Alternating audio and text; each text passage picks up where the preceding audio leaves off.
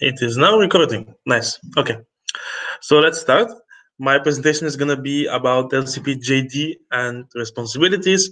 And basically, first, a quick introduction to myself would be this. I know that I am Melanie. I don't think we've met, but Marwan and Mari, you already know me.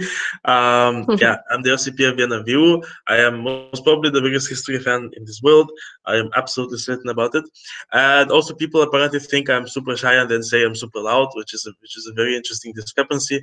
But yeah, a bit about me and a bit about this presentation, this session in general. The objective is for you guys to understand what you need to do and fulfill as an LCP. It's simple. It's going to be more of an overview session in comparison to what you're going to receive further on next week, which are going to be a bit more in detail sessions about each specific topic. I'm just here to introduce you to the entire idea of being an LCP, of being a president of your local committee, and what you need to do with that. Okay, moving on. We have the three pillars of a presidency. So the three pillars basically are CEO, which is basically presenting ISEC externally. So this is university relations, external relations, etc. And also attending events, being present on different kinds of events that are like could be connected with partners, could be connected with trying to advance the idea of our organization in different areas as well, but generally being present at events and like representing the organization as being like almost as an ambassador of the organization itself. And then we have team leader. As a team leader, basically what you need to do is manage the executive board and give the main direction of the LC. For the LC, this is just for you to have the normal processes that are required with your executive board, with and also like with the added thing that you're the one giving the main direction for the LC. You're the one determining where we're gonna go next. And after that, we have culture shaper, very important one, and it's creating a cultural identity for your LC that would motivate people towards a common goal and boost succession. That's super important. Culture is, as you'll see later down the line, is one of the most important things that you have as an LCP. But they're all interconnected. And while thinking about them, I made this connection between them. I think that, for example, as a CEO, if you're representable, if you're someone who really inspires people to see that you're the leader that you aspire to be, this directly correlates to the culture. This directly influences the culture of your entity. This directly influences the people themselves, and they become much more. They start thinking much more on how to represent ISEC externally as well through themselves. And culture shaper is, if you're a good culture shaper, if you have good culture in your LC, this means that as a team leader you would have an easier time as well, because creating a good culture, creating a good environment would mean that your relationships with the individual VPs are going to be smooth, they're going to be easy to handle, and you're going to have no problem in actually managing them. And on the other hand side, being a good team leader means that you can focus on being a CEO, and you can focus on representing ISEC externally, you can focus on being present at events and stuff like that. So all of those things are interconnected, and we shouldn't forget that. And we should also not forget that all of them are really important and they should be followed up on regularly. Moving on, we have national touchpoints. Here it gets a bit serious because those are things that need to be attended. You will see now the two main ones, which are NBM and NLM. What is an NBM? Also known as National Board Meeting. It happens every quarter. It is basically the MC and the Board of Presidents, which is also collectively known as the National Board. And in the NBMs, actually, we present reports. So one day we present one day are the reports from all the LCs, 15-minute reports about what has been happening in the past quarter, updates, ways forward, and so on and so on. And then on the next day, we have reports from the MC. So in order to keep this accountability system between MC and LCs. We have capacity building sessions most often that are geared towards you gaining new knowledge, gaining new experiences, or being introduced to a new concept that might be beneficial to you. And as well, we have from soon, most probably, and hopefully, we'll have as well keynotes from partners, in the sense that partners will be there to do a little workshop or something like that. These things will or can also be present at an NBM. And an NLM is also called as National Legislative Meeting. It's NBM usually lasts like 2 days. NLM is just one of the days, and it's just part of that day. It is basically what GAs are but on a national level. And it's the official legislation on a national level. At an LLM, you change the compendium, and it's mainly many adding supporting documents. So this is about pricing, this is about membership criteria, and etc. etc. Also, we are legislating conference dates and organizing LCs for these conferences. And most often, we are also organizing subcommittees, task forces that are dealing with specific things that need to be done in a timely manner. So this means like it has a deadline.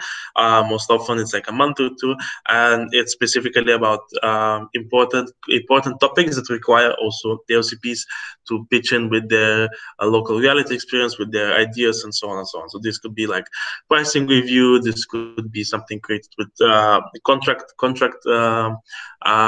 review and stuff like that as well. Cool. Moving on, missing an NDM or an LM actually results in a loss of membership. That's super important. And you guys, like whoever is a prospective LCP, should know that you shouldn't miss those touch points. They're usually scheduled far in advance, which means that you can always plan with it. They're usually on the weekends and stuff like that. So still missing one of those really results in a loss of membership. So just keep this in mind. Moving on to external representation and UR. We have university relations. So as university relations equals smooth exchanges, university relations equals easy attraction opportunities, and university relations equals access to your campus services and buildings. In this sense, university relations are really important. It is it's most often the job of the LCP, with the support of his LCVPs, operational LCVPs, to actually handle that. And it is all geared towards making ISEC, the experience of members and the fact that the doing of exchanges, the sending people about and everything, much easier, because having good relations with your university unlocks many doors for you, be it for attraction, be it for campus services, or the access to buildings and stuff like that. And this is really important, and this is really something that could easily elevate your experience as an LCP and elevate your experience as an EB just literally in a couple of months. I strongly suggest that everyone who is will become an LCP in the future will, of course, invest time into that, because this is something that just gives a lot of benefit. And yes, remember, UR can bring you only benefits. We have a couple of success stories of universities, people having memorandums of understanding with universities, which really boosts everything. Like you can have more info stands, you can have access to their social media channels, all of those things which are vastly beneficial for an organization such as ours. And external relations is a bit different. It is something that we often forget. However, it can be very beneficial. Why do we forget it? Because it's a bit more niche. It's a bit more in comparison to all the things that we have to do as an LCP and as an EB. It's a bit sometimes just left on the sidelines. But it's something that can actually be really beneficial. And into ER, I'm mainly talking about having good relationships with other student organizations, or participating yourself into the relationship with local partners. Those can be those are partners geared towards exchanges. So those are going to be partners specifically in IGTA, but you can always participate and help out your VP in actually securing a bit more of a long-term partnership with such an opportunity provider.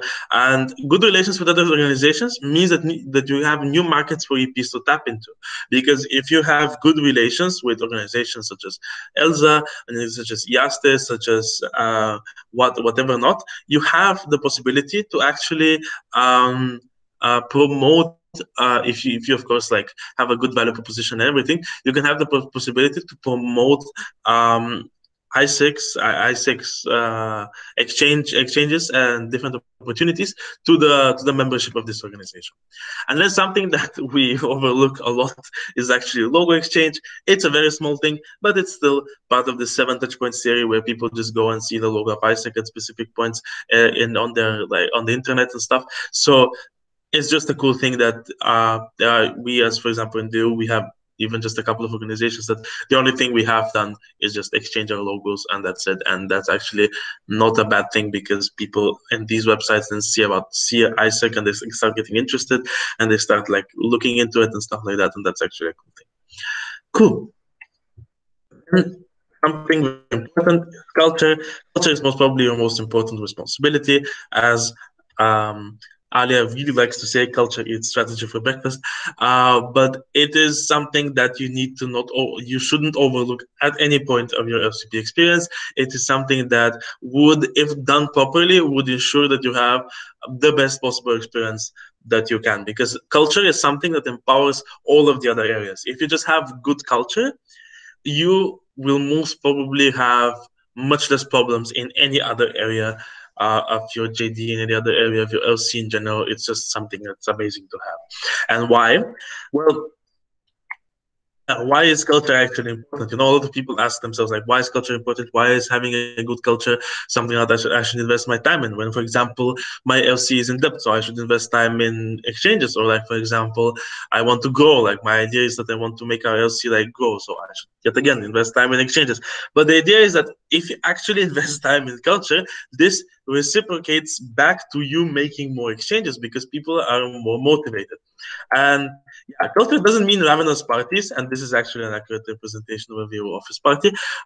Culture doesn't mean like ravenous parties at the office or just meeting around and like having this alcoholic I don't know, culture or something like that. That's not what I mean by that. Rather, it's more about fostering the environment that you want to see. It's more about creating this atmosphere in your LC of achievement, creating this atmosphere of development, of personal development, creating this atmosphere of openness that so that everyone can feel comfortable with the people around them and can actually share their experience and work together so that they can develop themselves.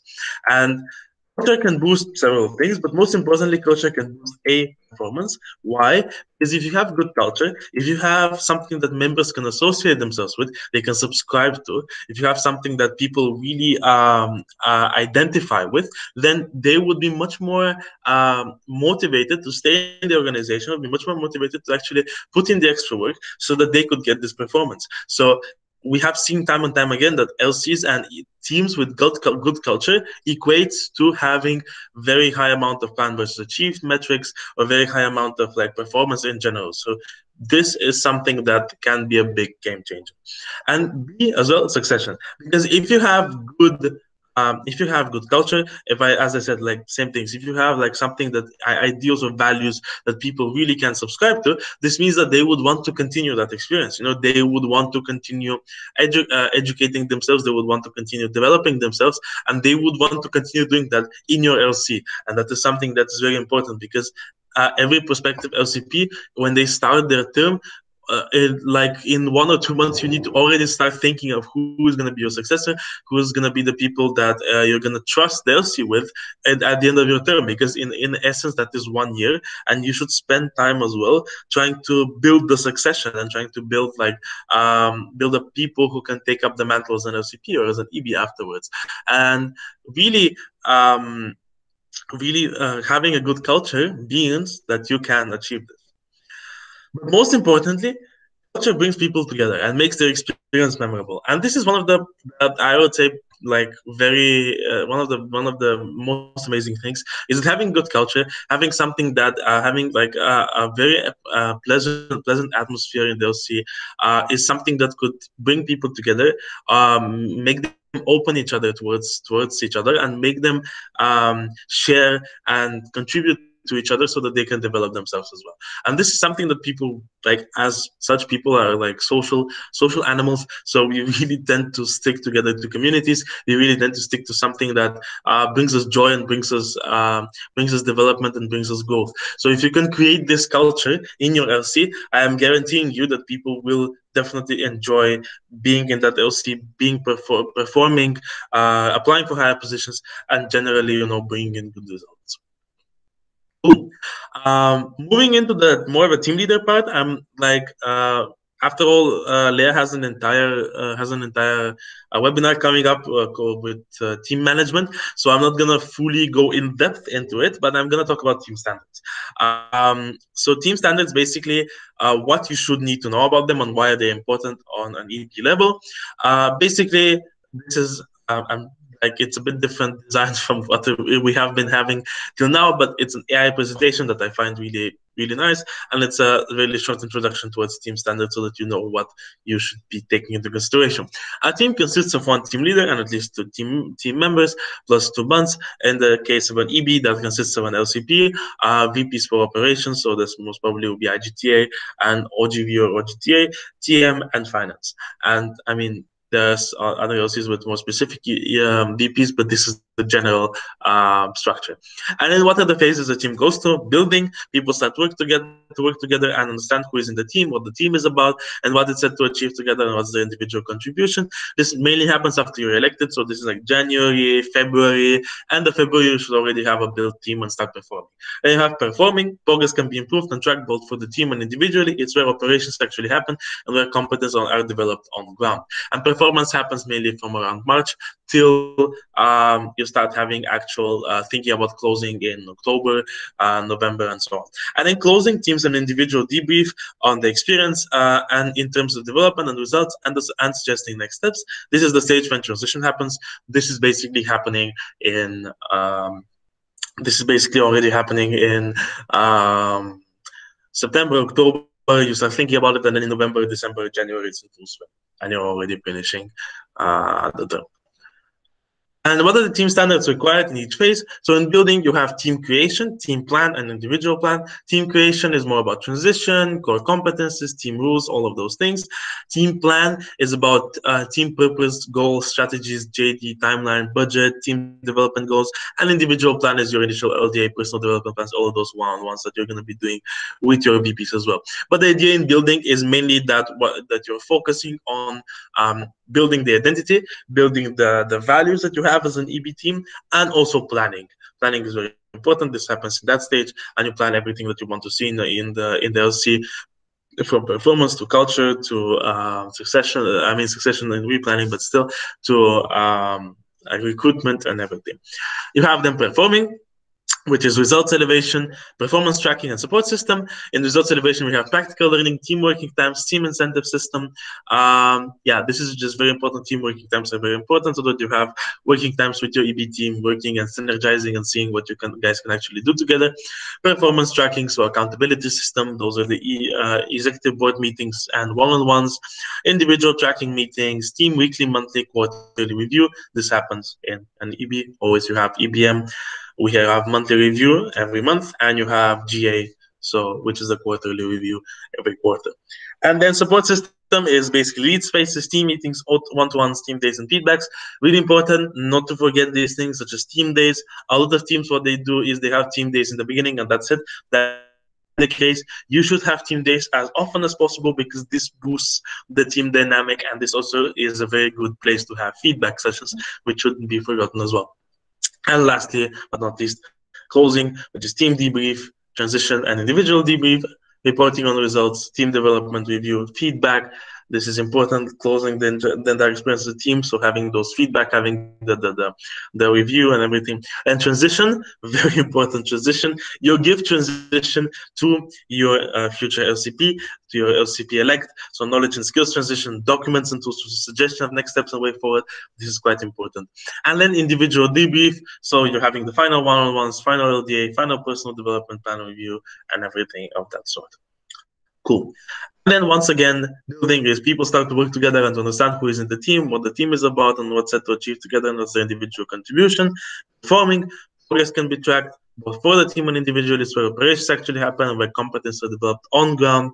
And then closing, teams and individual debrief on the experience in terms of development and results, and suggesting next steps. This is the stage when transition happens.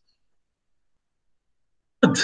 Actually, this was the end of the content that I had for this presentation.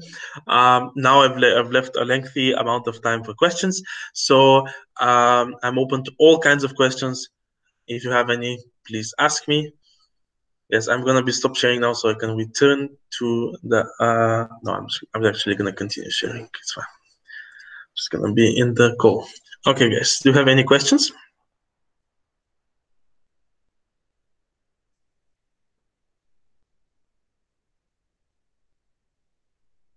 So I have a question. Yes. Which skills do you think an LCP should have? It's a very interesting question because I have also like my belief is that through ISEC and also as an LCP, you would develop a lot of the skills that you actually need. So I can give you my personal experience when I was starting, when I was applying, and when I was starting as an LCP. I didn't really had a lot of the skills that I really need, but I developed them through what was my transition. I developed them through the beginning, during February and March and everything. I would say that the skills that one of the skills that you more need are personal wise. So an LCP experience is a very big learning experience, a very big learning journey. And in order to have this learning experience, you should have like a couple of skills by yourself that allow you to do that. So the ability to reflect on what is happening, the ability to work with people and to focus, to be able to like as well be calm and resilient in the face of like stress and something like that, because an LCP experience is extremely rewarding. But of course, as in every experience, there are some specific times where it is stressful, where it is not easy. But that's also one of the most amazing parts of the experience, because you learn the most in those times when it's not easy, when it's a bit more challenging. And I would say that a person should be able to have some grit in them, some resolve, that they can pass through those challenges. But that's what I would say, more on a personal level. Specific hardcore skills, you really hard skills, you don't really need. Most of the things are going to be developed through your experience itself and through the transition. Okay, very interesting. Thank you. Of course. I can Any add other something. questions? Yes.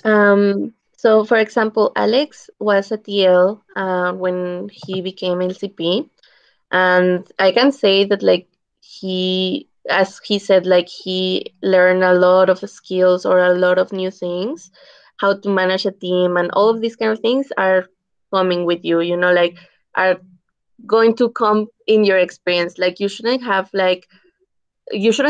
fear of being not being enough, because that's why the experience is for, like literally, if you are in ISEC to develop yourself, and one of the most developing experiences that you have is being LCP.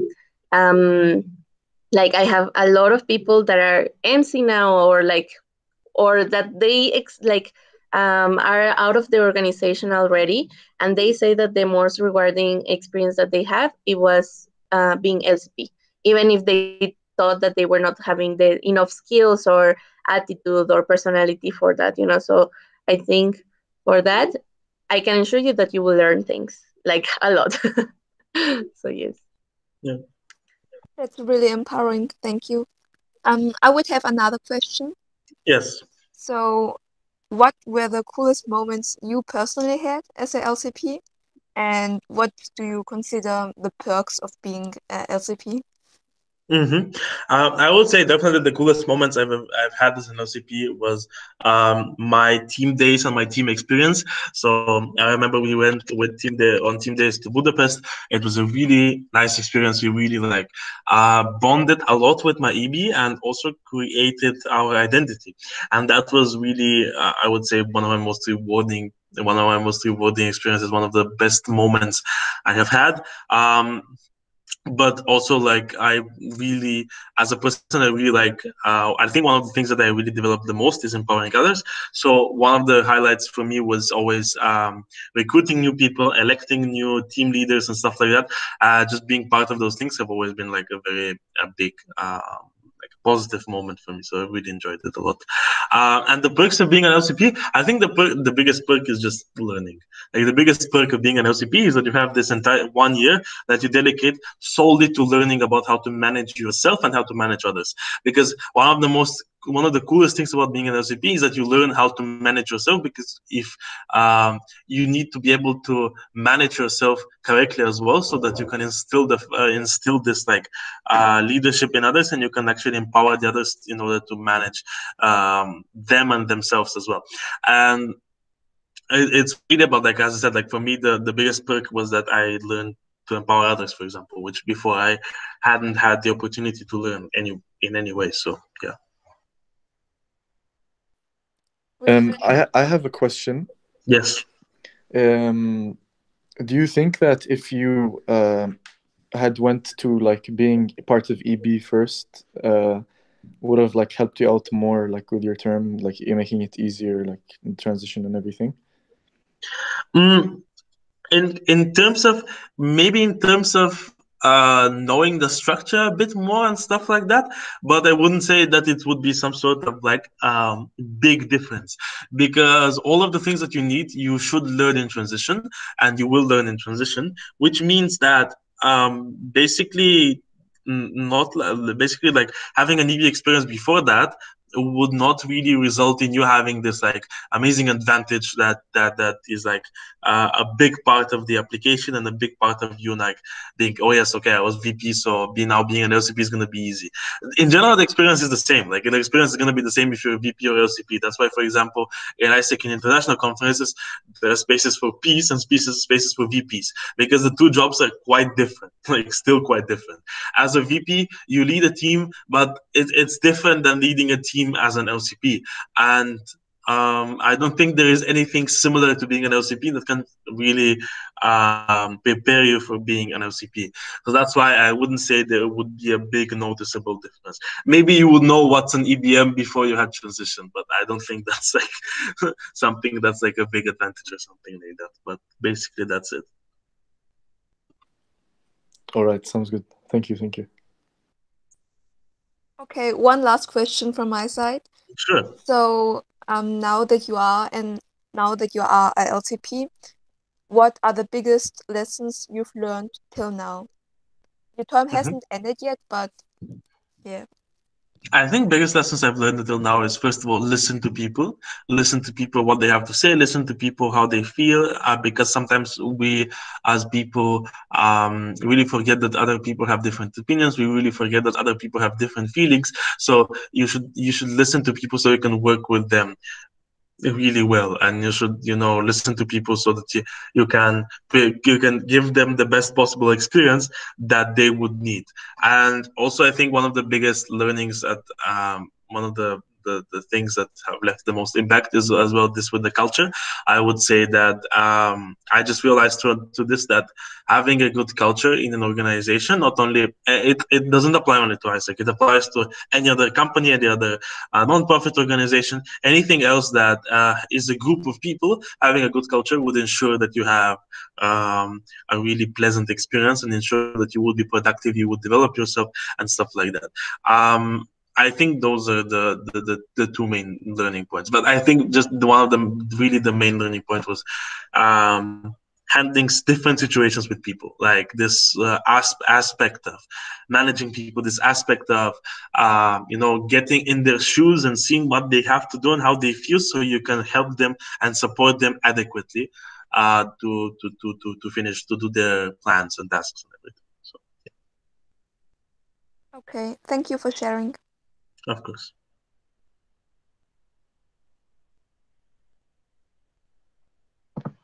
Anything Any else? other questions, people?